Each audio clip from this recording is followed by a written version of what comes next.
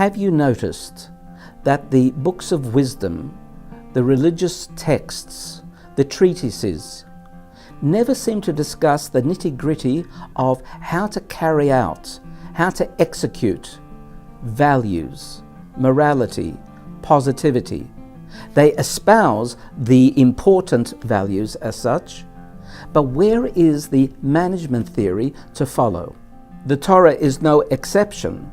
It too espouses the big values of our Jewish life.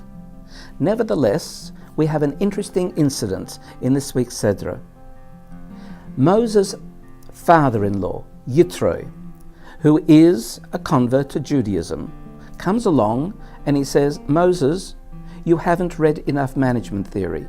You haven't read enough Stephen Covey. You haven't read enough Peter Drucker. You haven't read enough Peter Senge.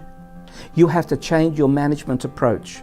Otherwise, the system will not work with 3 million people right there in front of you. And guess what? Moses listens. What does that teach us?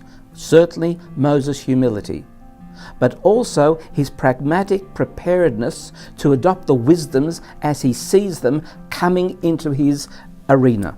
And that's a lesson for us. We Jewish people certainly have the light. We certainly have the values. We certainly have the morality. And we've taught it to the world. But even in our own lives, we need to be able to create management approaches, self-discipline practices, in order to be able to execute within our own lives and other people's lives the methodology to make it work. So I urge you, maintain that process of learning the management of self, mind and emotion, and in so doing, being able to express the true values of your life.